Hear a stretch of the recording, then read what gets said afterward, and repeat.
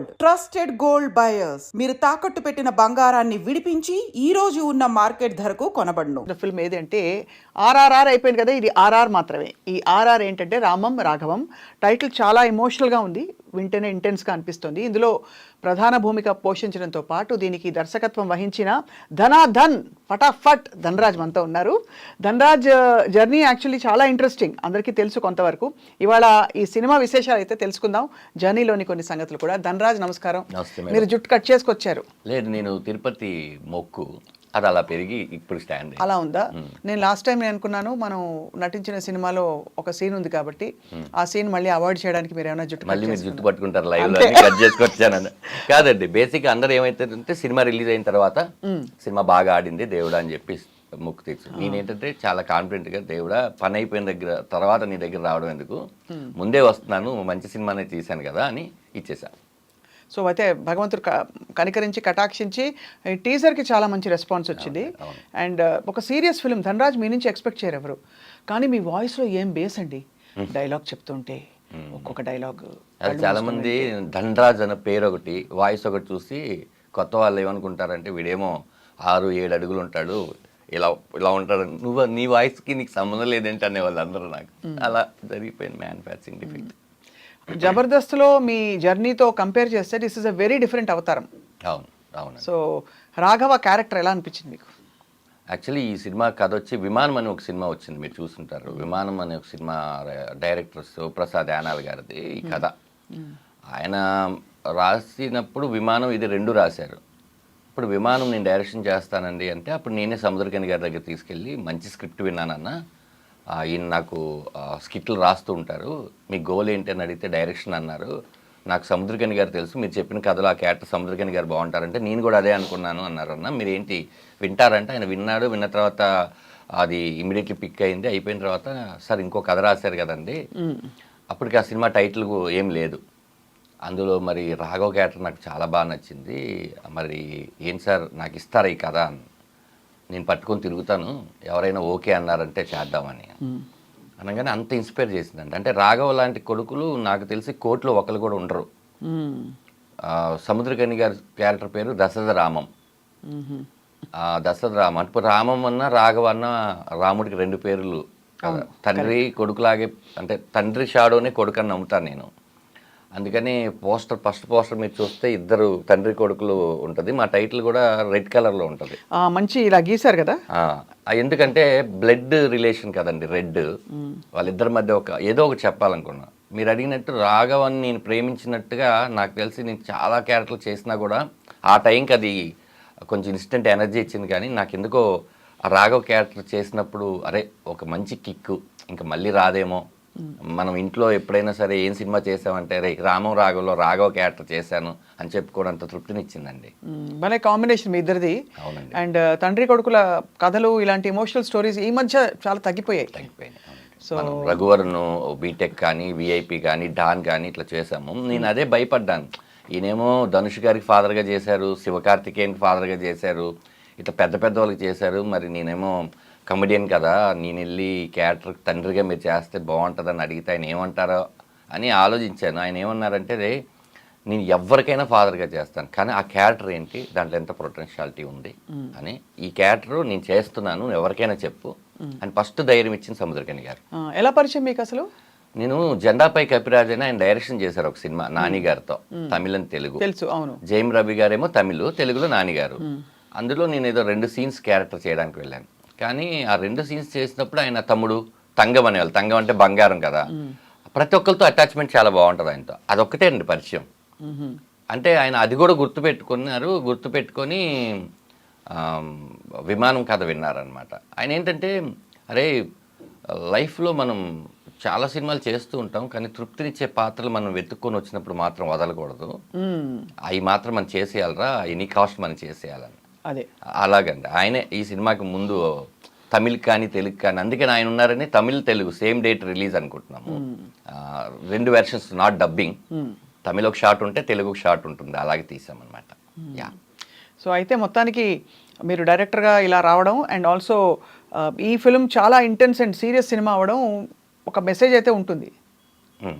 ఏంటి message actually అంటే? ఎందుకంటే మీరు టీజర్ చూస్తే మాత్రం కొంచెం కన్ఫ్యూజ్ అవుతారు, ఏం జరుగుతోంది ఇక్కడ, పడట్లేదా వీళ్ళిద్దరికి, ఏంటి కొడుకుని ఇంత విమర్శించడం ఏంటి, కొడుకుని ఆయనే కంప్లీట్గా అసలు ఆయన ఇమేజ్ని డిస్ట్రాయ్ చేసే ప్రయత్నం చేయడం ఏంటి అని చెప్పి. అంటే ఈ సినిమా థియేటర్కి జనాలు వస్తే మేడం ఎంతమంది వస్తారో నేను చెప్పలేను. ఇప్పుడు థియేటర్కి జనాలు రావడం తక్కువైంది. బట్ మేము చేసే పబ్లిసిటీ లేకపోతే టీజర్ నచ్చో ఏమో వచ్చిన జనాలు ఎవరైతే ఉంటారో వాళ్ళతో పాటు సినిమా ఇంటికి వెళ్ళిపోద్ది మేడం. వాళ్ళని కొంచెం డిస్టర్బ్ చేస్తుంది. ఈ సినిమాకి మేము అనుకున్న ముఖ్య ఉద్దేశం సూపర్ డూపర్ హిట్ అయ్యి కాసులు వర్షం కురిసేసి దీనికన్నా ఈ సినిమా చూసి రాఘవ లాంటి వాళ్ళు ఎవరైనా ఉంటే ఒక్కళ్ళు ఇద్దరు మారినా కూడా చాలా గొప్ప విషయం, మనం గొప్ప అచీవ్మెంట్ చేసాం కదా అనేది ఉద్దేశం మేడం.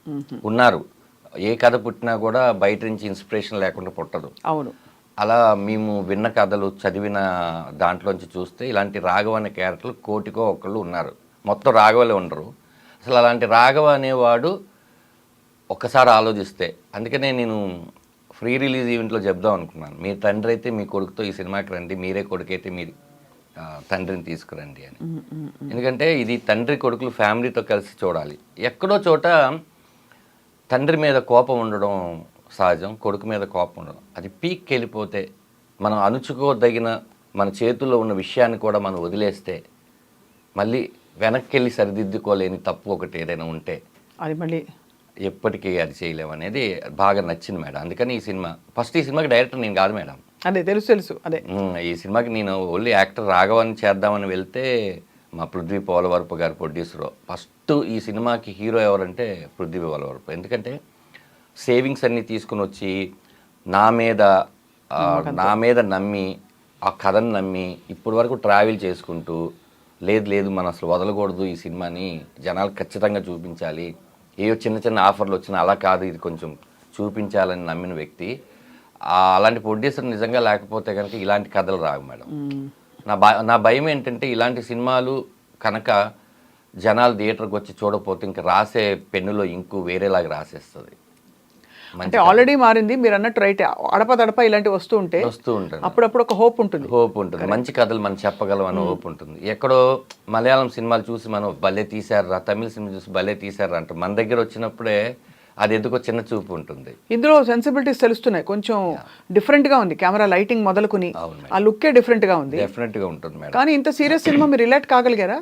మీరు అంత కామెడీ చేశారు కదా. అంతే మేడం. అంటే ఇప్పుడు నవ్వించడమే ప్రపంచంలో అన్నిటికన్నా చాలా కష్టమైన విషయం. ఒక హాస్య నటుడు ఖచ్చితంగా నవ్వించాడంటే మిగతా రసాలన్నీ ఈజీగా చేసేస్తాడనేది నా ఉద్దేశం. వాళ్ళకి మనం కరెక్ట్గా త్రో చేయకపోతే అప్పుడు ప్రాబ్లం వస్తుంది. కానీ ప్రతిదీ చెక్ చేసుకొని, సముద్రకని గారు ఒక మాట చెప్పారు నాకు, ఆయన డబ్బింగ్ చెప్తూ ఆయన చెన్నైలో ఏడ్ చేసి కౌగిలించుకొని ఆయన ఆఫీస్కి రమ్మన్నారు. అరే కొన్ని షాట్లు నేను ఒక పెద్ద డైరెక్టర్, ఆయన పేరు చెప్పకూడదు, అందుతో పోల్చి చెప్పారు ఆయన. అర్థం లేకుండా ఒక షాట్ కూడా పెట్టలేదురా. కొన్ని కథలు మనం కోరుకుంటాం, కొన్ని కథలు వచ్చి నువ్వే చేయాలని చెప్తే అదే ఈ కథ నిన్ను డైరెక్షన్ చేయమని కోరుకుంది, అందుకని ఇన్నాళ్ళు నువ్వు వెయిట్ చేసావేమో. అది ఈ సినిమా తర్వాత నేను ఇంకా దుర్మార్గమైన పాత్రలు, కోపము తెప్పించే పాత్రలు చేయనురా, ఇలాంటి సినిమా నాకు తృప్తినిచ్చిందిరా అన్నారు. అంతకన్నా నేను సక్సెస్ ఏం కోరుకుంటాను. ఎందుకంటే ఆయన నేషనల్ అవార్డు గ్రహీత, చాలా సీరియల్స్ చేశారు, డైరెక్షన్ చేశారు, పెద్ద సినిమాలు చేశారు. అలాంటి వ్యక్తి పొగుడుతుంటే మనం తప్పు చేయలేదు, మనం తప్పు చేసినా ఎవరికి తెలియలేదు, అలా జరిగింది మేడం. కానీ ఈ సినిమా చేస్తున్న time father son relationship bonding అవుతున్నప్పుడు, సీన్స్ అవుతున్నప్పుడు మీకు నాన్నని తలుచుకున్నారా? ఈ సినిమా కథ మొదలెట్టినప్పుడే నాన్నని తెలుసుకున్నాను. అంటే టోటల్గా నాకు మదర్ లేరు, ఫాదర్ లేరు మేడం. నాకు 2 కొడుకులు. మా పెద్ద అబ్బాయిని నేను నాన్నగా, చిన్న అబ్బాయిని అమ్మగానే అనుకుంటుంటాను ఈ జర్నీలో. అందుకనే ఇందులో అమ్మ క్యారెక్టర్ కూడా వెరీ ఇంపార్టెంట్. ప్రమోదిని గారు, మా అమ్మ పేరు పెట్టాను కమలా అని. సముద్రగని గారికి కూడా మా నాన్నగారి పేరు సత్యరాజు, అది పెడదాం అనుకుని లేదులే ఆ క్యారెక్టర్ రామం రాఘవం అని మా ప్రభాకర్ ఆదిపాక గారు చెప్పారు. ఆయనే చెప్పి, నేను ఫస్ట్ దీనికి తనయుడు అనుకున్నాను మేడం టైటిల్. తనయుడు అనుకుంటే లేదండి ఇది ఇందులో రామం రాఘవం అనే టైటిల్ నేను అనుకుంటున్నాను, ఎలా ఉందని చెప్పంగానే యూనిట్కి నచ్చింది. ఇదంతా ప్రభాకర్ గారి క్రెడిటే. అప్పుడు నేను పెట్టలేను పేరు, అందుకని సరే ఆ వృత్తి ఒకటి ఉంది, మా నాన్నగారు లారీ డ్రైవర్, దాన్ని దేవా అని చెప్పేసి ఒక క్యారెక్టర్ ఉంది, అది హరీష్ ఉత్తమన్ గారు చేశారు. ఆ లారీ బ్యాక్డ్రాప్ తీసుకొచ్చి మా నాన్నగారి గెటప్ ఏదైతే ఉంటుందో అది కొంచెం పెట్టడానికి ట్రై చేశాను మేడం. యా, అదే ఆయన నేను కొడక అని పిలుస్తుంటాను నన్ను. నేను కూడా కొంచెం ఎమోషన్ అయినప్పుడు డాడీ అని పిలుస్తుంటాను. ఎందుకంటే మేమిద్దరం చాలా మంది పోస్టర్ చూడంగానే నిజంగా అచ్చుగుద్దినట్టు, అంటే ఎక్కడో ఒక విధమైన సిమిలారిటీ ఉంది. అది అసలు నమ్మరు అన్నట్టు లేదు, అలా ఉన్నారా మీరిద్దరు. ఆయన ఎంత ఫ్రీడమ్ ఇచ్చారు, రాత్రులు పగళ్ళు ఆయనకున్న డేట్లు. ఆ టైంలో మేము కథ చెప్పినప్పుడు ఆయన డేట్లు ఇచ్చినప్పుడు బ్రో జరుగుతుంది, ఆయనకున్న టెన్షన్స్, ఆయన కమిట్ అయిన సినిమాలు అన్నీ వదిలేసి అరే ఒక అప్పుడు బాగా చలికాలం మేడం, దుప్పటలా కప్పుకొని రాత్రి 1:30 5 అవుతుంది, నువ్వు నా గురించి ఆలోచించుకో, నువ్వు అన్నారు. అలా ఎవరు ఎంకరేజ్ చేస్తారు మేడం. అంటే కష్టాలు బాగా పడి వచ్చారు కాబట్టి ఒక కొత్త వ్యక్తి కష్టాన్ని ఆయన బాగా గుర్తిస్తారు, చాలా అందరినీ గుర్తిస్తారు. కానీ ఆ లెక్కను చూస్తే ధనరాజ్ మీ జర్నీ కూడా చాలా ఇంట్రెస్టింగ్. మీరు ఏ విధంగా అంటే కష్టాలు పడి మీరు దాదాపు డబ్బు కోసమే వచ్చారు కదా, సంపాదన కోసమే వచ్చారు ఇండస్ట్రీకి అని చెప్పాలా? కాదు మేడం, ఇండస్ట్రీలో నేను హీరో అవుదామని వచ్చాను. నేను ఇంకా వేరే థాట్ ఏం లేదు. ఒకవేళ వేరే థాట్ ఏదైనా ఉందని మీ దగ్గర చెప్తే అది అబద్ధమే. చాలా మంది ఊరి నుంచి సినిమా ఇండస్ట్రీకి వచ్చేది హీరో అవుదామని వస్తారు మేడం. మా టైంలో చూసుకుంటే 1999 అప్పుడు వచ్చే వాళ్ళందరూ హీరో. ఇప్పుడు కాబట్టి కొంతమంది కమెడియన్లు అవుదాం, జబర్దస్త్కి వద్దాం, లేదా విలన్ అవుదాం, రైటర్ అవుదాం, ఇట్లా కొంతమంది అంటే అప్పట్లో 80% అందరు హీరో అవుదాం అనుకున్నారు. మీరు వచ్చినప్పుడు చాలా మరి దెబ్బలు తగిలాయా, డక్కా ముక్కీలు లేదు? అయ్యో అందరిలాగే మేడం. అంటే నేనేదో స్పెషల్ అని చెప్పను, కానీ నేనేమనుకున్నానంటే ఊరి నుంచి పారిపోయి వచ్చేసాను, చదువు మానేశారు. 9th 10th చదివాను. వచ్చేసిన తర్వాత నాకు అప్పుడు అర్థమైంది ఏంటంటే, నేను అనుకునేవాడిని మేడం, అంటే ఇది చిరంజీవి గారి ఇల్లు అయితే పక్కన బాలకృష్ణ గారి ఇల్లు, ఆ పక్కన నాగార్జున గారి ఇల్లు, ఆ పక్కన వెంకటేష్ గారి ఇల్లు, ఫిలిం నగర్ అంటే ఫిలిం వాళ్ళే ఉంటారు, ఇక్కడ కాకపోతే అక్కడ కాకపోతే ఇక్కడ అనుకున్నాం. కానీ అందరూ సెక్యూరిటీ గార్డులకి పరిచయం తప్ప లోపల ఎవరికి పరిచయం కాలేదు. తర్వాత అర్థమైంది ఏంటంటే, ఇంట్లో టైంకి తినరా అంటే మనం తినకుండా, కాలు చేతులు కూడా కడుక్కోకుండా ఇట్లా నీళ్లు పోసేసుకొని అన్నం తినేసి ప్లేట్ ఇట్లా ఇస్తేసి ఆడుకోవడానికి వెళ్ళినప్పుడు మనకు ఆ వాల్యూ తెలియలేదు. ఇక్కడికి వచ్చిన తర్వాత అర్థమైంది, కరెక్ట్గా ఆ టైంకి ఆ పేగు అరుస్తుంది అన్నం తినాలి అని. అప్పుడు పెట్టేవాళ్ళు ఎవరు ఉండరు అని. అప్పుడు నేను ఫిలిం నగర్లో ఆనంద్ సినీ సర్వీస్ పక్కన ఒక మెస్ ఉండేది, అక్కడ సర్వర్గా జాయిన్ అయ్యాయి. అక్కడే భోజనం చేస్తూ సినిమా ఫోటోలు పట్టుకొని రామానాయుడు స్టూడియోలో అవన్నీ తిరిగి చాలామంది అసలు నేను అంటే అందరిని అన్నట్టే, అసలు ఏంటి నీ పర్సనాలిటీ ఏంటి, నువ్వేంటి, నీకు ఎవరు ఇస్తారు ఛాన్స్ అంటే, అవును నాలో టాలెంట్ లేదు నిజం అని చెప్పి ఆ టాలెంట్ కోసం మా సూపర్ స్టార్ ఫిల్మ్ ఇన్స్టిట్యూట్ అని ఆయన ఒక మహానుభావుడు భోజనం పెట్టి ఫ్రీగా యాక్టింగ్ నేర్పించారు. అప్పుడు మా సత్యం యాబీ గారు ఇంతమంది డబ్బులు కట్టి నేర్చుకుంటుంటే నేను అందరూ ఆ పిల్లలు బెడ్షీట్లు అన్నీ మడతెట్టి కరెక్ట్గా క్లాస్ టైంకి వచ్చి వాళ్ళకి ఏం కావాలో చూసుకోవడం. అక్కడే మన చెమ్మక్ చంద్ర, నాంది డైరెక్టర్ విజయ్ కనకమేడల, నేను ఇంకా క్రాంతి అని సీరియల్ రైటర్, అందరం అక్కడే పరిచయం అనమాట. అలా చేస్తూ మెల్లిగా ఉన్న టైంలో పక్కనే సూపర్ గుడ్ ఫిల్మ్స్ ఉండేది. అది అంతకుముందు హీరోయిన్ రవళి గారిది, వాళ్ళ బ్రదర్ విజయ్ గారు ఉండేవాళ్ళు అక్కడ. అలా జరుగుతుంటే ఈ సూపర్ గుడ్లో కీర్తి గారు అని, అందాల రాముడు దీప్తి గారు, సారీ నా యాక్టింగ్లో ఇది నేర్చుకుంటున్నాం, మాకు ఎక్స్పీరియన్స్ కావాలంటే, అవునా రాజా సినిమా క్లైమాక్స్ జరుగుతుంది అని చంద్రాని నన్ను తీసుకుని వెళ్ళి ఆ వెంకటేష్ బాబు గారు వెనకాల ఆటో సీన్ ఉంటుంది కదా, సౌందర్య వెనకాల మేము ఉంటాం, మీరు గమనిస్తే అది మా ఫస్ట్ ఎక్స్పీరియన్స్ యాక్చువల్లీ భారతీయ విద్యాభవన్లో జరిగింది. అది అప్పుడంతా మీరు మరి భుక్తి ఫుడ్ అక్కడ పెట్టేవారు? ఇంకా మా మాస్టర్ గారు బాగా చూసుకున్నారు, తల్లిదండ్రులు. అప్పటికే మా అమ్మగారు మళ్ళీ వచ్చేసారు. నేను హోటల్లో పనిచేయడం చూసి మా నాన్నగారి దగ్గర క్లీనర్గా చేశాను. ఆయన అప్పుడు ట్రంకాల్ ఫోన్ చేస్తే మా అమ్మ వచ్చి ఏడ్చి, అప్పటికి నాన్నగారు లేరు అక్కడ, మనకి ఎవరు లేరమ్మా, నేను ఇట్లా ఇండస్ట్రీలో ఎదగాలనుకుంటున్నాను అంటే, అమ్మగారు అపోలో హాస్పిటల్ ఆయాగా వచ్చి ఆయన ఓ 200-300 పెట్టి ఇల్లు తీసుకొని నేను ఇన్స్టిట్యూట్కి వెళ్తూ, ఇవన్నీ ఉన్నాయి మేడం. నేను ఎందుకు దీన్ని చాలా గొప్పగా చెప్పనంటే, this is my pain only, అవతల వాళ్ళకి అది పెయిన్ కాదు. రెండోది అవతల వాళ్ళది నాకన్నా చాలా పెద్ద పెయిన్ అయి ఉంటుంది, ఉండుంటాయి ఒక రకరకాల, మీదో కథ నాదో కథ, కెమెరామ్యాన్ గారిదో కథ, అందరిదో ఒక కథ ఉంటుంది కదా, చూసి వచ్చాం. బట్ అది మర్చిపోకుండా నాకు గుర్తు పెట్టుకోవడం చాలా ఇంట్రెస్ట్. అవును, కొమ్ములు రాకూడదు అట్లా కాదు. చాలా ట్రెమెండస్ సక్సెస్ కదా ధనరాజ్, అప్పటి నుంచి ఇప్పటి వరకు. మీరు ఎంత నమ్మకం ఉంటే మీ మీద మీకు నిలదొక్కున్నారు. పారిపోతారు, కష్టం వస్తే పారిపోతారు. అవును మేడం, ఫుడ్ లేదు 4 రోజులు కష్టం వస్తే పారిపోతారు. అవును మేడం, వెళ్ళిపోతారు. చూశాను మేడం, నన్ను ఇన్స్పిరేషన్ తీసుకొని వచ్చిన వాళ్ళు ఉన్నారు, వెళ్ళిపోతారు. నేను అలా అడిగిన వాళ్ళకి ఒకటే చెప్పాను, తమ్ముడు నాకు అప్పుడు ఏంటంటే ఆర్థిక పరిస్థితి బాగోక నేను 9వ తరగతి చదవడం వల్ల వేరే ఆప్షన్ లేక వెనక్కి వెళ్తే కూడా ఏం చేయలేమని ఒక భయం, ముందుకే వెళ్ళాలని ఒక గోల్ అలా వచ్చాను. ఇప్పుడు మీరందరూ ఏంటంటే డిగ్రీ ఇంజనీరింగ్ చదివేసి మీకు బైక్ ఉండి ఇంట్లో డబ్బులు పంపించే అంత ఉంది. మాలాగా ఫోటోలు పట్టుకొని తిరగాల్సిన అవసరం లేదు. మీకు యూట్యూబ్ ఉంది, కొన్ని ప్లాట్ఫామ్స్ ఉన్నాయి, పరిచయాలకి ఈజీగా మొబైల్స్ ఉన్నాయి, సమ్ ఫేస్బుక్, ఇన్స్టాగ్రామ్, ఏదో ఒకటి మీ టాలెంట్ చూపించుకోవడానికి ఎన్ని ఆప్షన్స్ ఉన్నాయి కదా. మీరు వచ్చి ఒక 1 year 2 years ఒక గోల్ పెట్టుకోండి. 1 year 2 years గోల్ పెట్టుకొని ఇది అవ్వట్లేదు, ఇక్కడ ఉంటే మన కెరియర్ నాశనం అయిపోద్ది అనుకొని అప్పుడు మీరు వెళ్ళండి. మీరు ఏంటంటే వచ్చి 1 monthలోనో 2 monthsలోనో అయిపోదామంటే అది ఇండస్ట్రీ కష్టం అని చెప్పేవాడిని చాలామందికి. అదే మేడం ఏంటంటే మనకు వేరే ఛాన్స్ లేక, ఎందుకంటే నా పర్సనాలిటీకి నేను మూటలు మొయ్యలేను, ఏ జాబు చేయలేను, నాకు ఓన్లీ ఇదొక్కటే కనిపించింది. ఇందులో నేను ఎలాగైనా ఒకసారి మీరు చూస్తే ఇండస్ట్రీలోనే ఉండాలని నేను ఎంత తపనగా ఉన్నానంటే ఇప్పుడు కూడా యాక్టర్గా చేశాం, జబర్దస్త్ చేసిన తర్వాత దాని ముందు సినిమాలు చేసాం, బిగ్ స్క్రీన్ అయినా చిన్న స్క్రీన్ అయినా స్క్రీన్ సైజ్ మారుతుంది కానీ మన యాక్టింగ్ మారదనుకొని అన్నీ చేసాం. ఓ రియాలిటీ షోకి వెళ్ళాం, ఆ తర్వాత ఛానల్స్ మార్చుకున్నాం, ఆ తర్వాత హీరోగా చేయాలనుకున్న తపంతో పొడ్డిచ్చేసాం, హీరోగా సక్సెస్ అవ్వలేదు అన్న తర్వాత మళ్ళీ షోస్ అవన్నీ స్టేజ్ షోస్ ఫస్ట్ టైం చేసుకొని స్టేజ్ షోస్ అవన్నీ చేసుకున్నాం. ఆ తర్వాత లేదు మళ్ళీ దీన్ని చేయాలని డైరెక్షన్ చేసాం. అంటే ఇక్కడ ఈ క్రాఫ్ట్స్లోనే వర్క్ చేయడం తప్ప నాకు వేరే వర్క్ రాదు. అవును, ఇక్కడే ఉంటాను మేడం. రేపొద్దున ఇది కాకపోయినా ఇంకా ఏదైనా యూట్యూబ్లో అయినా వెళ్తాను, లేకపోతే ఏదైనా చేస్తాను, లేకపోతే మిమ్మల్ని చూసి ఇన్స్పైర్ అయ్యి ఏదైనా ఇంటర్వ్యూలు అయినా స్టార్ట్ చేస్తాను, కానీ నేను ఎక్కడికి వెళ్ళలేను మేడం. ఇక్కడ ఇది అలవాటు అయిపోతే ఇంకెక్కడికి వెళ్తారు? ఇదొక మీరు వెళ్ళాల్సిన అవసరం కూడా రాదు అసలు. చెప్పలేం కదా, వ్యసనం కరోనా వస్తుందని మనం అనుకున్నావా? అదే అలా చూస్తే అంటే అందరికీ పెద్ద కష్టం వస్తుంది, దానికి అంత పెద్ద సొల్యూషన్ పక్కనే ఉంటుందని నమ్ముతాను నేను. అది ఒక రకంగా మంచి పని చేసింది, ఒక రకంగా అంతే కదా. సో అయితే మరి అది అలా జబర్దస్త్లో మాత్రం మీరు జబర్దస్త్గా ఉన్నారు.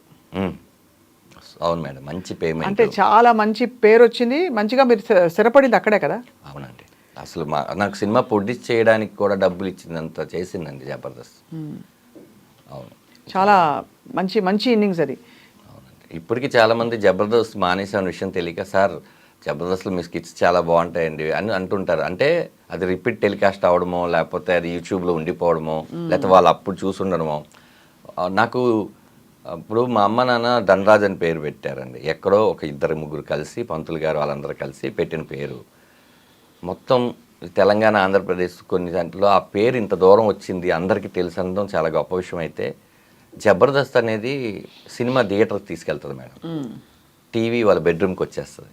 అవును, ఆ చిన్న పిల్లలు కూడా అంటే ధనరాజ్ అనడం నాకు చాలా హ్యాపీగా అనిపించింది. అంటే నా ఇంటి పేరు కన్నా ముందు ఈ ధనాధన్ అనేది కూడా యాడ్ అయిపోయి ఉంది. గొప్ప విషయం మేడం. అంటే ఉన్నాయి, మన కష్టానికి కొన్నిసార్లు ఫలితం దక్కింది, కొన్నిసార్లు దక్కాలని కోరుకుని దక్కలేదు. జర్నీ మేడం, అంతే, ఇదంతా ఒక జర్నీ. సో జబర్దస్త్ నుంచి బయటికి రావడం అన్నది అది కాన్షియస్, ఇంకా సినిమాల్లో బిజీ అయిపోవడం వల్ల ఇంకా నేను నెక్స్ట్ సీజన్ నుంచి ఉండను అని చెప్పాల్సి వచ్చిందా మీరు? కాదు మేడం, ఇది టోటల్గా ఏంటంటే జబర్దస్త్ మానేయాలని నేనైతే ఎప్పుడు అనుకోలేదు. మాకేంటంటే 13 ఎపిసోడ్లు అని చెప్పారు. అది రేటింగ్ బాగా వచ్చేసరికి మళ్ళీ 13 ఎపిసోడ్లు కంటిన్యూ చేస్తాం. అప్పటికి కూడా నేను అప్పటికే నాకు తెలిసి జగడం, పరుగు, ఇట్లా కొంచెం మన పిల్ల జమీందారు, ఇలాగ నేను సినిమాలో కూడా కొంచెం నోటెడ్గానే గోపి ఉన్నాను మేడం. అంటే ఏమైపోయిందంటే మాకు అప్పుడు రోజుకు 3 ఎపిసోడ్లు తీసేవాళ్ళు మేడం. అంటే మార్నింగ్ ఒక 10 o'clock స్టార్ట్ అయితే ఒక 6 టీమ్ లీడర్స్ చేసేసరికి అది ఒక 4, రిజల్ట్స్ అంత అయినాక 5 బ్రేక్, మళ్ళీ 1 hour తర్వాత మళ్ళీ ఒక స్కిట్, అది రాత్రి 11-12కి మళ్ళీ ఒక బ్రేక్, మళ్ళీ 1 గంటకో 2ంటికో అది మళ్ళీ 4 అయిపోయేది, 4-5 అట్లా 3 ఎపిసోడ్లు తీసేవాళ్ళు. 3 ఎపిసోడ్లు తీసిన తర్వాత మేము ఇంటికి వెళ్ళి ఇంకా పడుకోవాలి. పడుకున్న తర్వాత ఆ డే పోయింది. ఆ నెక్స్ట్ డే నుంచి మళ్ళీ నెక్స్ట్ వీక్కి సంబంధించిన కాన్సెప్ట్ ఏంటి రాసుకోవాలి. ఓ మీరే రాసుకునేవారు? అంటే మేము ఇప్పుడు నా స్కిట్లకి ఇప్పుడు ప్రసన్న బెజవాడ అనే అతను ఉండేవాడు, నా దాంట్లో రాటో రాంప్రసాద్ ఉండేది. ఏదున్నా కూడా టీమ్ లీడర్ ఐడియాలజీ నుంచే, మీరు ఏది చెప్పినా కూడా ఇది బాగాలేదు బాగుందని చెప్పడానికి టీమ్ లీడరే మెయిన్ ఉంటుంది. వాళ్ళు కాన్సెప్ట్ చెప్పినాక అది నచ్చలేదు, ఇలాంటి కాన్సెప్ట్ వేరే వాళ్ళు చేస్తున్నారు అని అనేవాళ్ళు. అప్పుడు అది రాసుకోవడానికి ఒక 2-3 రోజులు పట్టేది. ఈ 2-3 రోజుల తర్వాత రిహార్సల్స్ తర్వాత షూటింగ్, మళ్ళీ షూటింగ్ సేమ్ ప్రాసెస్. ఇప్పుడు టోటల్గా మనకి ఏంటంటే వేరే సినిమాకి డేట్లు ఇవ్వడానికి, ఇప్పుడు సినిమా డేట్లు ఎలా ఉంటుంది కాంబినేషను. అవును. సేమ్ ఇక్కడ కూడా కాంబినేషన్, నాగబాబు గారు, రోజా గారు, ఇటు అనసూయ గారు, లేకపోతే రష్మి గారు, మిగతా 6 టీమ్ లీడర్లు, కంటెస్టెంట్లు, ఫ్లోరు, ఇన్ని ఉండే. ఇక్కడ ఇచ్చేస్తే అక్కడ చేయలేం. అక్కడేమో మన లైఫ్ టర్న్ అయిపోయి మన బిగ్ స్క్రీన్ కదా చూద్దాం అనుకున్నాం అనేది ఒక చిన్న ఇది ఉండేది అప్పట్లో. ప్రాబ్లం ఏమైపోయిందంటే, అమ్మో మనం చాలా స్ట్రెస్ తీసుకుంటున్నాము అని అప్పుడప్పుడు చేసి ఆల్మోస్ట్ ఒక 70 స్కిట్లు ఏదో చేశాను. 70 స్కిట్లు. ఆ తర్వాత ఈ సినిమా బిజీ, ఎడావలి పడిపోయాం. వాంటెడ్గా జబర్దస్త్ వదిలేసి వచ్చేద్దాం కాదు. ఒకరోజు ఈ ఇన్సిడెంట్ ఎవరికి తెలియదు మేడం. మీరు వేణుని కూడా ఇంటర్వ్యూ చేశారు, నేను చూశాను. ఇప్పుడు మీరు వేణుని వేణు చెప్తాడేమో అని కొంచెం చూశాను నేను. యాక్చువల్లీ పనిలేని పులిరాజు అని ఒక సినిమా జరుగుతుంది మేడం, నేను హీరోగా చేస్తున్నాను. అది యూసుఫ్ గూడ్లో గణపతి ఎదురుగా ఫోటోషూట్ ఏదో జరుగుతుంటే వేణు అండ్ ఏడుకొండల మేనేజర్ వచ్చారు. వచ్చి ఆలీ గారు ఆలీ టాగీస్ అని ఒకటి చేస్తున్నారు, సడన్గా ఆయనకి ఏదో డేట్లు ఇబ్బంది వల్ల చేయట్లేదు, ఇప్పుడు దాన్ని మా టాగీస్గా మార్చారు. దాంట్లో వేణు నువ్వు ఇద్దరు యాంకర్ బాగుంటుంది అనగానే నేను వేణు వచ్చాడు. ఏంటంటే లేదు చేద్దాం, ఎంతకాలమైన మనం కంటెస్టెంట్గా ఉంటాము, చేద్దామంటే అయితే ఒక పని చేద్దాం, ఒకసారి దీప్తి గారికో కీర్తి గారికో మల్లెమాలకి చెప్దామంటే అప్పుడు వేణు అన్నాడు, లేదు ఆ షో వేరు ఈ షో వేరు, అది గురువారం ఎప్పుడు వస్తుంది, ఇది ఆదివారం మధ్యాహ్నం వస్తుంది, ఇక్కడ మనం ఏంటి కమెడియన్స్, అది ప్రాబ్లం ఏమి ఉండదు కదా అన్నారు. సరే అయినా కూడా ఒకసారి చెప్తే బెటర్ ఏమో అన్నాను. వేణు సరే నువ్వు వెళ్ళి చెప్పు అన్నాడు. నేను ఏం చేశానంటే ఇక్కడ నెక్స్ట్ డేనే షూట్ చేస్తాం. షూట్ చేసేసి నేను వెళ్ళి ఇట్లా మేడంతో మాట్లాడాను, శ్యామ్ ప్రసాద్ గారి వాళ్ళ పాపతో. మేడం ఇట్లా సడన్గా చేసామండి, ఇది చెప్దాం అనుకుంటున్నాను, సేమ్ అండి మీ డేట్లకి వాటికి ప్రాబ్లం రాదంటే ఆవిడ ఒక మంచి మాట అన్నారు. చూడదన్నా ఎప్పుడు ఎక్స్క్లూజివ్నెస్ ఒకటి ఉంటుంది, మీరు ఇక్కడ కనిపించి అక్కడ కనిపిస్తే అది పెద్ద ఎక్స్క్లూజివ్ అవ్వదు కదా, ఓ పని చేయండి, మీరు అది చేసేసి కంప్లీట్ చేయండి, మీకు మల్లెమాలలో ఎప్పుడైనా సరే మీకు ఇది ఉంటుంది, మీరు అది చేసేసేసి ఇక్కడికి రండి అన్నారు. అదేమైంది 13 ఎపిసోడ్లు అంటే జబర్దస్త్ డైరెక్షన్ చేస్తున్న సంజయ్ గారు కూడా ఆ టైంలో ఇటు వచ్చేసారు. ఓహో సరే ఆయన మేము 13 అనుకున్నాం, అది మెల్లిగా 24 ఎపిసోడ్లు అలా అయిపోయి అది అయిపోయింది. ఇప్పుడు ఇక్కడికి మళ్ళీ వద్దామనుకున్నప్పుడు మాకు సినిమాలు కొంచెం బిజీగా ఉండి దాని తర్వాత ఇక్కడికి వచ్చినాక అప్పుడు వాళ్ళు పడిన స్ట్రగుల్ అర్థమైంది. మేము సడన్గా 2 టీమ్ లీడర్లు వెళ్ళిపోయాం. ఇప్పుడు ఎవరు టీం లీడ్ చేయాలి? అవును, వాళ్ళకేమో నెక్స్ట్ 1 వీక్లో షూటింగ్ అనగా మేము వెళ్ళిపోయాం. ఇప్పుడు వాళ్ళు సుధీర్ని తయారు చేసి అటు వేణు వాళ్ళ కంటెస్టెంట్ సుధీర్ గెటప్ సీన్ చేసి నా దాంట్లోంచి రామ్ ప్రసాద్ని తీసుకొని వెళ్ళి అటు పెట్టి నా దాంట్లో చేస్తున్న రాకేష్కి ఒక టీం ఇచ్చి రాకింగ్ రాకేష్కి ఆర్పి అండ్ రాకింగ్ రాకేష్కి టీం చేసి వాళ్ళు షఫిల్ చేసి వాళ్ళు ఎంత కష్టపడ్డారో అనే విషయం మేము మర్చిపోయాం. దట్స్ వై వాళ్ళకి ఎక్కడో ఒక చిన్న ఉంటుంది కదా. తర్వాత మేము కూడా ఎక్కువ వెళ్ళి ఇది చేయలేదు. దాని తర్వాత నితిన్ భారత్లు వచ్చి సంజీవ్ వెళ్ళిపోయినాక డైరెక్టర్ మారిపోయాడు. ఇదంతా ఒక తెలియకుండా ఒక చిన్న కొలాప్స్ అలా జరిగింది. బట్ నో రిగ్రెట్స్ కదా. రిగ్రెట్స్ అంటే మనమైతే చెప్పేసాం, కాలం నిర్ణయించింది. బహుశా మార్పు అన్నది తథ్యం కదండి. ఇప్పుడు ఎంతకాలం మీరు చేసినా ఇంకో 70 చేస్తారు, అప్పటికైనా ఆగాల్సిందేగా. అవును మేడం, ఎన్నెన్ని తీసుకొని వస్తాం. ఆఖరికి మేము ఏం చేసాం, జుట్టు దగ్గర నుంచి కాలు వేలు వరకు ఏమేమి చేయగలమో అన్ని చేసేస్తాం. అదే ఇప్పుడు ఏం చేసినా కూడా ఇంకా ఎవరో చేసినట్టే ఉంటుంది తప్ప కొత్తది రాదు మేడం. మేము ఆఖరికి థింగ్స్ మీద దగ్గర నుంచి, విషయాల దగ్గర నుంచి, కాంటెంపరీ మ్యాటర్ దగ్గర నుంచి అన్ని విషయాలు చేసేస్తాం. మాకు కూడా ఏంటంటే మనం బోరు కొట్టక ముందే వచ్చేయాలి, మనం బోరు కొట్టినాక వాళ్ళు పంపించకూడదు. అది కరెక్ట్, 100% కరెక్ట్. ఇంకా తృప్తి ఉండాలంటే అలా వచ్చేయాలని అనుకున్నాం. అలా జరిగిపోయింది మేడం. అది ఇప్పుడు మీ సక్సెస్ని అమ్మ నాన్న చూసారా? నాన్నగారు నాకు 8-9 ఇయర్స్ ఉన్నప్పుడే చనిపోయారండి లారీ యాక్సిడెంట్లో. మదరు నాతో వచ్చేసినాక ఆవిడ చూసిన ఒకే ఒక్క సినిమా ఏంటంటే జై, నా ఫస్ట్ మూవీ.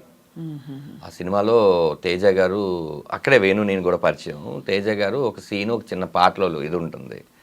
మా అమ్మ గిలాక్సీ థియేటర్ అని కింద మీకు షేక్పేట్లో ఉంటుంది, అందులో నన్ను కత్తితో పొడుస్తారు. అది యాక్చువల్లీ బొమ్మకి పొడుస్తారు కదా, మా అమ్మకి తెలీదు. అప్పుడే ఫస్ట్ టైం మా అమ్మ డిటిఎస్ చూడడం.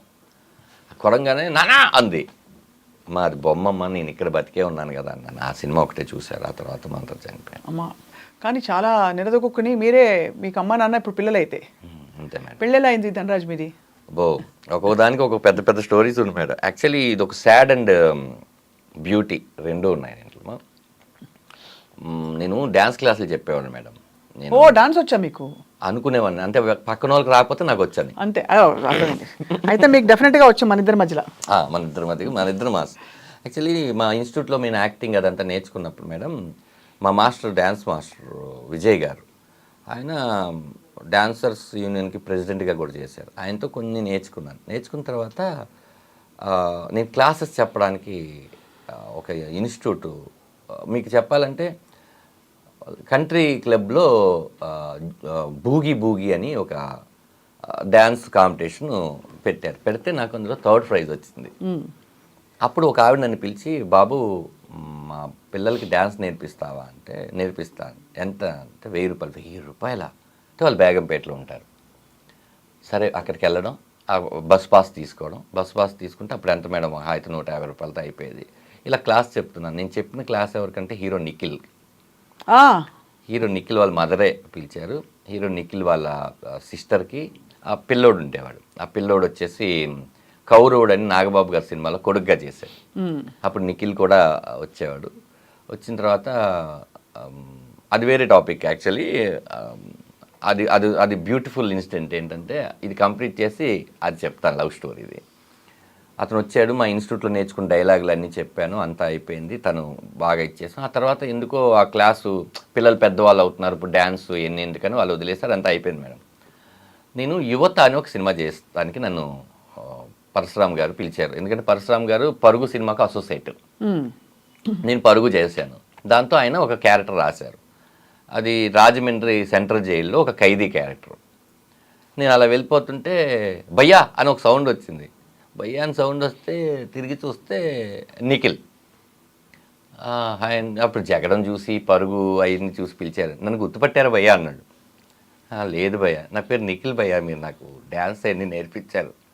నిఖిల్ నువ్వా అంటే, అప్పటికే హ్యాపీ డేస్ ఇవన్నీ కూడా సూపర్గా ఉన్నాడు కదా తను. నిఖిల్ నాకు గుర్తుపట్టలేదు, అప్పుడు ఇంత పెరిగిపోయావా ఇదంతా. భయ్యా థ్యాంక్ యూ సో మచ్. అసలు నేను హ్యాపీ డేస్ సెలెక్ట్ అవ్వడానికి మీరు చెప్పిన డైలాగే అది వెళ్ళి శేఖర్ కమ్ముల్ గారి దగ్గరికి వెళ్ళి ఆడిషన్లో చెప్పాను. చెప్తే సూపర్ బాగుందని చెప్పి సెలెక్ట్ చేశారు భయ్య. ఆ రోజు మీరు డైలాగ్ నేర్పించరు అని ఇప్పుడు తను కలిసినప్పుడల్లా అది చెప్పేవాడు. ఇంత గుర్తుపెట్టుకున్నావు, థ్యాంక్ యూ సో మచ్ అన్నాం. అదే అలా జరిగింది మేడం. ఆ తర్వాత నేను దివాకర్ బాబు గారు ఇల్లు ఉండేది ఫిలిం నగర్లో, మీకు ఐడియా ఉంది. దాని ఎదురుగా మిషన్ కొడుతుంటారు, కింద కారు పార్కింగ్ అని పెట్టారు. నేను ఆ పార్కింగ్లో కార్లు ఏం లేకపోతే ఉండి నేను ఇన్స్టిట్యూట్గా వాడుకుంటానని చెప్పి దాన్ని ఒక ఇన్స్టిట్యూట్ చేసి, నేను స్టార్ ఫిలిం ఇన్స్టిట్యూట్ అని బోర్డు పెట్టి అక్కడున్న పిల్లలందరికీ 200-300 రూపాయలు అని ఒక క్లాస్ పెడితే చాలామంది ఏంటంటే క్లాసికల్ డ్యాన్స్ అడిగేవాళ్ళు. మనకి ఈ డ్యాన్సే రాదు, ఏదో వాళ్ళకి రాదని నేర్పిస్తుంటే క్లాసికల్ ఎలా అని చెప్పి ఎంక్వైరీ చేస్తే అది మాగంటి కాలనీ ఉండేది పైన. అక్కడ ఎవరో ఒక అమ్మాయి కొంచెం క్లాసికల్ వచ్చు అంటే ఆ అమ్మాయిని పిలవంగానే అమ్మాయిని చూడంగానే అమ్మాయిని చూసి ఐ లవ్ యూ అని చెప్పేసారు ఫస్ట్ టైం చూడంగానే. మిమ్మల్ని చూడగానే మీరు చెప్పారు అంటే ఇడియట్ ఏం మాట్లాడతానని వెళ్ళిపోయింది. కామనే కదా మన అందరికి చెప్తాం కదా అని అయిపోయింది. ఆ టైంలో నేను దర్గాలో ఉండేవాడిని. ఫిలిం నగర్ నుంచి నేను దర్గాకి వెళ్ళాను. డోరు అలా తీసి చూస్తే మా అమ్మగారు అలా పడుకున్నారు. ఏమే తిన్నావా అని అడిగాను. ఏం మాటలేవు. చూస్తే అర్థమైపోయింది మా అమ్మగారు చనిపోయారు. She's cancer patient. అప్పుడే 3rd స్టేజ్ కీమోలు అన్నీ చేయించాం. కానీ మన వల్ల స్థాయికి మించి ఆవిడ చెప్పలేదు మనకి. చెప్తే వీడు ఏం చేయగలరు ఇప్పుడు, మనసులో అది పెట్టుకుని కెరీర్లో ఇచ్చేసుకుంటాడు అని చాలా స్ట్రగుల్గా ఉండేది. ఎందుకంటే ఈ డ్యాన్స్ క్లాస్ నుంచి వచ్చే డబ్బులు, లేకపోతే వేరే మనకు ఉపాధి లేదు. అప్పుడు చాలామందికి ఫోన్ చేసాము, అందరి పరిస్థితులు అలాగే ఉన్నాయి. అప్పుడు సర్లే అని ఈ అమ్మాయికి కూడా చేసాం. అందరు చేసే ప్రాసెస్లో రాత్రి 11-12:30కి ఈ అమ్మాయికి కూడా చేస్తే, నీ పక్కన ఎవరు ఉన్నారంటే నా పక్కన వాసు అనే ఫ్రెండ్ ఉన్నాడంటే వాసుని పంపించాను. వాసు వెళ్ళాడు. వచ్చి హాఫ్ అన్ అవర్ తర్వాత దాని దగ్గర డబ్బులు లేవంటారా అని, డబ్బులు లేనప్పుడు ఎందుకు పిలిచింది, ఇక తోడు ఉండాలి కదా నాకు అంటే, లేదా అని ఇదిగోరా అమ్మాయి పట్టీలు, అమ్మాయిది ఏదో ఉంగరం, అమ్మాయి కమ్మలు అవన్నీ ఇచ్చిందిరా. వాకయ్యి నేను పెద్ద అంటే ముందు డబ్బులు వచ్చినాయి అనే దాని మీద ఉండి మార్వాడి షాపు ఒక ఆయన ఉంటే అర్ధరాత్రి లేపి తాకట్టు పెట్టి ఆ డబ్బులతో మా అమ్మగారి ఇదంతా చేసాం. అమ్మాయి వచ్చింది. వస్తే నాకు భయం పుట్టుకుంది. ఏం భయం పుట్టుకుందంటే, ఇప్పుడు నాకేంటంటే అన్నం ఎలా వండుకోవాలో తెలీదు. బట్టలు ఎలా ఉతకాలి, ఇల్లు ఎలా అంట్లు ఎలా తోమాలి, ఇట్లా ఏ థింగు నాకు తెలియదు. ఇలా ఉండిపోయాను. అలా ఉండిపోతే పక్కింటి వాళ్ళు పిలిచి భోజనం పెట్టడం ఇలాంటి థింగ్స్ జరుగుతున్నాయి. కానీ ఇంకా మళ్ళీ రాదా, ఎప్పుడో చిన్నప్పుడు నాన్న కోల్పోయాము, ఇప్పుడు కరెక్ట్గా అమ్మను కోల్పోయాము. ఏంటి నా లైఫ్ నాకు అర్థం కావట్లేదు. ఇది నేను చెప్తుంది 2007. ఇలా ఉంది ఏంటని ఆలోచిస్తుంటే అమ్మాయి పబ్ ఇయ్యమని చెప్పి అమ్మాయి ఒక రెసిపీ తీసుకొని వచ్చింది, కిచిడి టైప్ సంథింగ్. తిను అంటే నాకేం తినబుద్ధి కావట్లేదు, ఏం లేదంటే అమ్మాయి నువ్వు ఫస్ట్ తిను, నీకు నేను ఉన్నాను, నువ్వు తిను అంటే ఉండడం అంటే ఏంటి, నేను లైఫ్ లాంగ్ ఉంటాను, ముందు తినంది. అన్న తర్వాత అమ్మాయి నాతోనే ఒక 2 రోజులు ఉన్న తర్వాత పెళ్లి చేసుకున్నాం. అంటే అప్పుడు ఎవరు లేరు, నేను అమ్మాయి పెద్దమ్మ గుడికి వెళ్ళి, వాళ్ళ పేరెంట్స్ అదే చెప్తాను, పెద్దమ్మ గుడికి వెళ్ళి తాళి కట్టేసి, ఇంకా ఏదో కీడు జరిగిన చోట మేలు జరగాలి, మంచి జరగాలని పెద్దవాళ్ళు చెప్పారు. అంత అయిపోయింది. ఇంకా ఆ ఇల్లుని వదిలేసి ఇంకొక ఇల్లు, ఒక 500 రూపాయలు, ఇది 400 అయితే ఒక 500 రూపాయలు ఇల్లు తీసుకొని బాగా కష్టపడాలి అని చెప్పి చేసుకుంటున్న టైంలో అప్పుడు అడిగాను అమ్మాయిని ఒక 1 వీక్ తర్వాత, అవును మీకు తల్లిదండ్రులు ఉంటారు కదా, మర్చిపోయాను అడగడం అని. మా నాన్నే అంటే నేను ఇప్పుడు సోలో కదా మేడం, నాకు ఆ థాట్ రాలేదు, చుట్టాలు ఉంటారు ఇది ఉన్నారు అని. అమ్మాయి ఒక పెద్ద లిస్టు చెప్పింది. లిస్ట్ చెప్తే వాళ్ళ అక్కతో తను బాగా క్లోజు, వాళ్ళ అక్కకి చెప్తే వాళ్ళ అమ్మ నాన్న ఇంకా మా కూతురు చచ్చిపోయింది, మా కూతురు సంబంధం లేదు, చదువుకోమని పంపిస్తే ఇదేంటి అదేంటి అని పేరెంట్స్ ఎలా మాట్లాడతారో అలా మాట్లాడి ఇంకా నీళ్ళు పోసేసుకున్నాము. లేదు అని, చూడమ్మా ఇప్పుడు నువ్వు ఎవరు లేరు, నాకు ఎవరు లేరు, ఇప్పుడు నువ్వే నాకు అమ్మ, నేనే నీకు నాన్న, ఓకే అని అలా మెల్లిగా సినిమాలు చేసుకుంటుంటే తను ప్రెగ్నెంట్, అప్పుడు కూడా చెప్పాం, అప్పుడు కూడా రెస్పాండ్ లేదు. వాళ్ళ అక్క మాట్లాడుతుండేది. ఆ తర్వాత కరెక్ట్గా డెలివరీ, నేను పెళ్లిగాని ప్రసాద్ అనే సినిమా షూటింగ్లో ఉన్నాను. రాత్రి నేను వచ్చి చూస్తే అమ్మాయి ఏడుస్తుంది, ఏంటంటే నొప్పులు వస్తున్నాయని. అప్ప అని చెప్పి తనని తీసుకొని వెళ్ళి అక్కడ గవర్నమెంట్ హాస్పిటల్ ఉంటే దర్గాలోనే తీసుకొని వెళ్తే వాళ్ళు ఏమో వేడి నీళ్ళు కావాలని అడిగారు. వేడి నీళ్ళు కావాలంటే నేను ఇంటికి వెళ్ళి వేడి నీళ్ళు పెట్టుకొని అది పట్టుకొని వస్తే చల్లగైపోయాయి. మళ్ళీ తీసుకొచ్చి ఇట్లా చాలా చాలా అంటే ఆ టైంలో పడాల్సిన పెయిన్ అన్ని నేను కూడా మీరు కూడా ప్రసవ వేదన పడ్డారు. పడి వెళ్ళిన తర్వాత నా చెయ్యి ఇలా పట్టుకొని నువ్వు వెళ్తే నేను కన్నానంటే ఇట్లా చెయ్యి పట్టుకుని ఇట్లుంటే మా పెద్ద అబ్బాయి సుక్కుని కనింది. దాని తర్వాత అది ఇంటున్నా నాకు భయం అది పట్టుకొని. అంటే ఈ ప్రపంచం మొత్తంలో ఇంకా నాకు ఎటువంటి రిలేషన్స్ ఉన్నా కూడా ఈ బ్లడ్ రిలేషన్స్ కావు, ఫస్ట్ బ్లడ్ రిలేషన్ అంతే కదా. మళ్ళీ నాకు మా నాన్న పుట్టేశాడు అని చెప్పి ఇలా పట్టుకొని అలా చూస్తూ తెల్లారి ఫోన్ చేస్తే అప్పుడు వాళ్ళ అమ్మ వచ్చింది. ఇంకా ఇవన్నీ పోయినాయి, మనవన్నీ చూసుకుంటారు కానీ పోయి. ఇప్పుడు ఎలా ఉందంటే ఇప్పుడు వాళ్ళే నా ఫ్యామిలీ, నన్ను కొడుకు కన్నా ఎక్కువ చూసుకుంటారు, చాలా బాగా చూసుకుంటారు. మా అత్తయ్య కానీ మామయ్య కానీ మా వదినలు కానీ లేకపోతే మా మరదలు కానీ మా మీకు ఒక కుటుంబాన్ని ఇచ్చింది చాలా. అంటే నేను అదే చెప్పాను, నాకు ఆ సినిమా సీతారామం సినిమాలో క్లైమాక్స్లో సుమంత్ గారితో దుల్కర్ గారు మాట్లాడతారు, సార్ ఒకవేళ వెళ్ళిపోవాల్సి వస్తే మీరు వెళ్తారు సార్, నేనే ఉండిపోతాను, నేను అనాథను కాదు సార్, నన్ను కూడా ప్రేమించే వాళ్ళు ఉన్నారంటారు. ఆ డైలాగ్ నాకు చాలా ఇష్టం అనమాట. ఎస్, ఇప్పుడు మనకేంటి బ్లడ్ రిలేషన్స్ ఇద్దరు, ఫ్యామిలీ ఇచ్చింది మా ఆవిడ, ఇంతకు మించి ఉంటుంది మేడం. అంటే ఇది సర్కిల్, అదే భూమి గుండ్రంగా ఎందుకు ఉంది అని దానికి ఇప్పుడు నాకు అర్థమైంది. సో మీరు మీ బిడ్డని పట్టుకున్న సీన్ని మీరు సినిమాలో ఎక్కడో పొందుపరిచారు అన్న విషయం నాకు క్లియర్గా అర్థమైంది. ట్రైలర్లో అది అందరూ చూసారు లేదు నాకు తెలియదు, రిలీజ్ కాలేదు. నేనైతే సీక్రెట్ చూశాను కాబట్టి నాకు సడన్ గా కనెక్ట్ అయింది ధనరాజ్. ప్రతిదీ కూడా నేను ఎక్కడో చోట ఇన్స్పైర్ అయినవి, లేకపోతే నేను ఎక్కువ బాధపడినవి, ఎక్కువ ఆనందపడినవి పొందుపరిచి, ఎందుకంటే నేను అని చెప్పట్లేదు, ఇలా ప్రతి తండ్రి పడతాడు కదా, అప్పుడు ఈజీగా మోర్ కనెక్టివిటీ ఉంటుంది కదా. అదే ఎక్కడ కూడా ఈ రామం రాగం సినిమాలో మేడం కథని దాటి కామెడీ కానీ ఏదో ఒక సబ్ ప్లాట్ తీసుకొచ్చి పెట్టడం కానీ కాకుండా అలా వాళ్ళకి అర్థమయ్యేవంతంగా నీట్గా ఇది మన ఇంట్లో జరుగుతుందా, అమ్మో ఇది మన ఇంట్లో జరగకూడదు, ఈ 2 విషయాల్ని తీసుకుని చేశాను. చాలా ఇంట్రెస్టింగ్గా ఉంది ధనరాజ్. ద హోల్ అంటే మీ story, Ramam Raghavam teaser and plus మీరు చెప్తున్న స్టోరీ నేపథ్యం, మీకు నిజంగా బోల్డ్ అంత అసలు జీవితం చిన్న వయసులో చూస్తారు మీరు. అవును మేడం, ఇప్పుడు 41కి వచ్చాను నేను. ఈ 20,000 ఒక 20 జై సినిమాకి ఇప్పటికి ఒక 20 సంవత్సరాలు అయి ఉంటాయి. 21 సంవత్సరాలు అంటే యాక్చువల్లీ చాలామందికి ఏంటంటే నాకు కాలేజ్ లేదు, నాకు జాబ్లు, కాలేజ్ తర్వాత అవన్నీ ఏం లేవు మేడం. చాలా చూసి చిన్న వయసులోనే దేవుడు అనగానే పరిస్థితులు చాలా చూసాం మేడం. అంటే ఇది నీకు తెలీదా అనేది లేదు మేడం. అలా ఉన్నాయి. అంటే నేను హ్యాపీగా ఫీల్ అవుతుంది ఏంటంటే మన గోళీల ఆటలు తెలుసు, సేమ్ గేమ్ క్యారమ్ బోర్డు తెలుసు, బర్రెలెక్కి ఆడడం తెలుసు, చెరుగ్గల లాగడం తెలుసు, ప్రతి థింగు తెలుసు. మనం ఉన్నప్పుడే టెలిఫోన్లు పోయి సెల్ ఫోన్లు వచ్చి, మొబైటెల్స్ వచ్చి, కంప్యూటర్లు వచ్చి చాలా వచ్చినాయి. అన్నీ చూసుకుంటూ ఈ లైఫ్ మళ్ళీ మనం ఎవరికైనా చెప్పాలి అంటే ఇన్ ఫ్యూచర్ కూడా ఏం డాడీ బియ్యం అనేది వరిలో పండిస్తారా, ఈ సూపర్ మార్కెట్లో దొరుకుద్దేమో అనుకున్నాం అన్న పరిస్థితి నుంచి మనం అన్ని చూసుకొనొచ్చు. అన్ని చూసారు, కరెక్ట్ జనరేషన్లో ఉన్నారు మీరు. అదే మరి ఇంక ఈ జనరేషన్ ఎవరికి రాదు.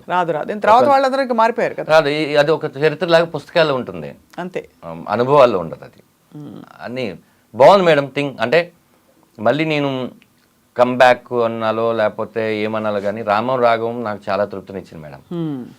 చాలామంది సినిమా చూశారు, నేను చాలామంది సినిమా చూపించిన తర్వాత ఎస్పెషల్లీ లేడీస్ అసలు దీనికి నువ్వు పితృదేవ భావాన్ని పెట్టేయాల్సింది, నేను మాతృదేవ అప్పుడు ఏడ్చాను, మళ్ళీ ఇప్పుడు ఏడుస్తున్నాను అంటే మోర్ కనెక్టివిటీ ఉంటుంది అంటే చాలా పెయినీగా ఉంటుంది సినిమా. చాలా sensitive and sentimental story, family story. అలానే మీకేంటంటే మెలో డ్రామా పెట్టేసి డ్రమటైజెస్ చేసేసి అలా ఏం లేదు. మనకి సినిమాలో మీకు టీజర్లో చూస్తే ఏంటంటే వాడి గురించే మీరు ఆలోచిస్తున్నారంటే నాకు ఇంకొక ఆలోచన ఏముంది చెప్పు, నేను ఇంటి పేరు మాత్రమే ఇవ్వగలను, మంచి పేరు అతనే కదా తెచ్చుకోవాలి అంటే ఇంకా అంతకుమించింది అదే. అందరికీ ఇంటి పేరు మాత్రమే నానిస్తాడు, దాన్ని నిలబెట్టి కాపాడుకొని మంచి పేరు నువ్వే తెచ్చుకోవాలి. ఇంకొకటి ఉంటుంది మేడం, అదేంటంటే ఆయన ఒక చెట్టుని చూసి అంటాడు, భూమి మంచిదే, విత్తనం మంచిదే, చెట్టు ఎందుకు అలా పెరిగిందో నాకు అర్థం కావట్లేదు. భూమి అమ్మ, విత్తనం నాన్న, ఆ చెట్టు ఎందుకు అలా పెరిగిందో నాకు అర్థం కావట్లేదు. రెండు మంచిదైనప్పుడు అంటే దాని అది పెరిగే దాంట్లోనే చాలా గాలులు, వానలు, చాలా థింగ్స్ తీసుకొని పెరుగుంటుంది అది, లేకపోతే అది అలా పెరగదు. అవును, ఇలా చాలా మంచి మాటలు ఉంటాయి. ఎక్కడికక్కడ ఆలోచింపచేసే పాయింట్స్ ఉన్నాయి అయితే ఉంటాయి మేడం, ఉంటాయి. ఇంకెవరెవరు ఉన్నారు ఇక్కడ తెలిసిన వాళ్ళు? ప్రమోదిని గారు, ఆఫ్ కోర్స్ ప్రమోదిని గారు, 30 years పృథ్వీ గారు, చిత్రం సీన్ గారు, శ్రీనివాస్ రెడ్డి గారు, సత్య, హరీష్ ఉత్తమ్ గారు, ప్రతి క్యారెక్టర్ ఏదైనా మన ఇంటూరి వాసు గారు, అందరూ ఆల్మోస్ట్ సుపరిచిత క్యారెక్టర్స్. మీరు తెలిసి చాలా ఆలోచితంగా కాస్టింగ్ చేశారు అయితే. అవును మేడం, అవును మేడం. అంటే చెప్పే వాళ్ళకి మాత్రం ఏ ఇమేజ్ ఉండకూడదని నేను అనుకున్నాను మేడం. వాళ్ళు అన్ని క్యారెక్టర్ చేస్తున్న వాళ్ళు, ఎందుకంటే ఇందులో నేను రెగ్యులర్గా ఏం చేయించాను. కమెడియన్ అంటే సత్య ఉండగానే సైడ్ కిక్ లాంటి ఒక క్యారెక్టరు, ఓ 4 పంచులు వేసేసి సినిమాలో మీరు చెప్తే చాలామందికి ఇది అవునా అనుకుంటారు, కానీ వెళ్తున్న సిచ్యువేషన్లో ఏదైనా వస్తే మాటలు మీరు నవ్వాలి తప్ప కామెడీ కోసమో, డ్యాన్సుల కోసమో, ఫైట్ల కోసమో ఏది ఉండదండి. ఒక జర్నీ, ఒక రాఘవ అనే ఒక కుర్రోడు, వాళ్ళ నాన్న రాఘవ ఏం చేస్తుంటాడు, వాళ్ళ నాన్న ఏం చేస్తుంటాడు, వీళ్ళిద్దరి మధ్య ఎక్కడ చెడినప్పుడు నాన్న ఎంత బాగా కొడుకు గురించి ఆలోచిస్తే కొడుకు ఎందుకు అర్థం చేసుకోలేకపోయాడు. అలానే కొడుకు ఆలోచించే విధానం తప్పు వాడి పాయింట్ ఆఫ్ వ్యూ తప్పు కానప్పుడు ఈ ప్రపంచంలో ఏం చెప్పినా వాడు వినడం అంతే. అలాంటప్పుడు వీళ్ళిద్దరూ కలుసుకుంటే బాగుంటుంది. ఆ తండ్రి అపురూపంగా ఆ రోజు పుట్టింది నా కొడుకు మాత్రమే కాదు, తండ్రిగా నేను కూడా అని చెప్పడం చాలా పెద్ద డైలాగ్ అది. ఇప్పుడు మళ్ళీ ఆ కొడుకును అతను పట్టుకోవడం కోసం ఎంత తాపత్రయపడి ఎలా చేసుకున్నాడు అనే ఒక మ్యాటర్లో వెళ్ళి ఫైనల్గా ఏంటంటే ఒక తండ్రి మాట విని అడవులకి వెళ్ళిన కొడుకు కథ రామాయణం మేడం. ఇక్కడ ఒక కొడుకు మాట విని ఇంకా చాలా దూరం వెళ్ళిన తండ్రి కదా రామం రాఘవం. బ్యూటిఫుల్. రామం రాఘవం ఒకటే అని ఎండ్ చేశారు మీ ట్రైలర్ని కూడా. అవును మేడం, అది అవును మేడం, చాలా లవ్లీగా ఉంది. ధనరాజ్, అయితే మీ చిన్న కోరిక ఏంటంటే మనం మళ్ళీ కలవాలి సినిమా రిలీజ్కి ముందే, కలిసి మీ టీంతో ఈ సినిమాలో నటించిన ప్రధాన భూమికలో ఉండే ఎవరైనా సరే తప్పకుండా మేము పలకరిస్తాం, వాళ్ళని కూడా వాళ్ళ ఎక్స్పీరియన్సెస్ తెలుసుకుంటాం రామం రాఘవం సినిమాకి సంబంధించి. బట్ మీ స్టోరీ విని వెరీ వెరీ ఇన్స్పైర్డ్. అండ్ ఈ ఇన్స్పైరింగ్ స్టోరీ ఇంకా బోల్డ్ మలుపులు తిరిగి మీరే ఊహించినంత సక్సెస్ మీకు రావాలని కోరుకుంటున్నాం. Madam thank you. అంటే మీ షోలో నేను ఒకటి అప్పీల్ చేసుకుందాం అనుకుంటున్నాను ఏంటంటే మీరు సినిమా థియేటర్కి వచ్చి సినిమా చూసి బాగోలేదు అని చెప్పే హక్కు మీకు ఎప్పుడు ఉంటుందంటే మీరు టికెట్ పెట్టి డబ్బులు కొన్నప్పుడు. అవును, కరెక్టే. అదే పక్కన వాళ్ళు ఎవరో సినిమా చూసి బాగాలేదని వాళ్ళ అభిప్రాయం చెప్తే అవునా బాగాలేదు కదా అని చెప్పి వెళ్ళకపోవడం అనేది మీరు ఇంకోళ్ళ మీద డిఫెండ్ అయినట్టు. కరెక్టే, అవును. మీ హక్కు ఎప్పుడు మీరు వినియోగించుకుంటారంటే మీరు తిట్టాలన్నా ఏది చేయాలన్నా మీ డబ్బులతో మీరు సినిమా కొనుక్కొని చూసినప్పుడు. ఎందుకంటే అతనికి నచ్చిన కొన్ని విషయాలు మీకు నచ్చకపోవచ్చు, ఒక్కొక్కరిది ఒక్కొక్క ఐడియాలజీలో ఉంటాం కాబట్టి. ముందు ధనరాజ్ అనేవాడు 2 years నుంచి ఏమీ చేయకుండా ఈ స్క్రిప్ట్ని నమ్ముకొని సముద్రకని గారని ఒక మహానటుని పెట్టుకొని అతని కూడా ఒప్పించి, నాటే ఈజీ, ఏదో సముద్రకని గారికి డబ్బులు ఇస్తే ఒప్పేసుకోరు ఆయన. ఒక మంచి సినిమాని వీళ్ళు తీసి మాకు చూపిద్దాం అన్న కోసం తీశారు కదా, సరే ఏదో నేను ఎన్నో ఖర్చు పెడుతూ ఉంటాను, ఆ 2 గంటలు ఒక ఎక్స్పీరియన్స్ని మందేమి రేట్లు పెంచేసేసి పెట్టేసే సినిమా కాదు. ఆ 150 రూపాయలు అందుబాటులో ఉన్న రేట్లో ఒకసారి చూద్దామని జనాలు అందరూ వస్తే, నేను చెప్తున్నాను మేడం, ఇది బిగ్ ఛాలెంజ్ అంటారో లేకపోతే మీ షోలో నేను చెప్తున్నాను, మీరు కనుక ఎవరైనా ఈ సినిమా చూసి బాగోలేదు అంటే నేను ఇలాంటి ప్రయత్నాలు ఎప్పుడూ చేయను మేడం. ఎందుకంటే తప్పు నేను క్రాస్ చెక్ చేసుకున్న తర్వాత ఒక 20-30 షోలు వేసి పెద్ద వాళ్ళందరూ చూపించిన తర్వాత చెప్తున్న మాట ఇది. అవును. ఇలాంటి పృథ్వీ పోలవరపు గారు, ఆరిపాక ప్రభాకర్ గారు లాంటి నిర్మాతలు మళ్ళీ ఇండస్ట్రీకి వచ్చి చాలామందికి భోజనాలు పెట్టాలన్నా, శివప్రసాద్ యానాల్ గారు లాంటి వాళ్ళు మంచి కథలు రాయాలన్నా, నాలాంటి వాడు మిగతా వాళ్ళని ర్యాక్ చేయాలన్నా ప్రేక్షకులు ఖచ్చితంగా వాళ్ళు ఈ సినిమా చూడాలి. ఎంతమందికి ఉపాధి వస్తుందో, ఎంత మంచి సినిమాలు వస్తాయో. మరి ఇలాంటి సినిమాలు 4-5 చేసిన తర్వాత మనం కూడా అమ్మో ప్రేక్షకులు కంటెంట్ ఉన్న సినిమాలే వాళ్ళు కంటెంట్ ఉన్న సినిమాలు చూసి ఇచ్చేస్తున్నారు. అవును. కానీ మోర్ దెన్ మనం ఈ సినిమా థియేటర్లో ఆడలేదా, ఓటీటీలో బాగుందే, అదో ఆ రోజు నువ్వు చూస్తుంటే ఈ గతి ఈ సినిమాకి పట్టేది కాదు. వాళ్ళు మార్పు కోసం చెప్తున్నాను మేడం. వాళ్ళు ఎప్పుడు రైట్గానే ఆలోచిస్తారు. ఖచ్చితంగా థియేటర్కి వచ్చి ఈ సినిమాని చూస్తే చాలామందికి స్ట్రెంత్ అవుతుందని చెప్తున్నారు. తప్పకుండా చూస్తారు మీరు, అందుకు చూసేలాగా మనం చేద్దాం. Yeah, all the very best Dhanraj. Thank you Swapna Thank you గారు, so thank much. You, nice interview. Yes.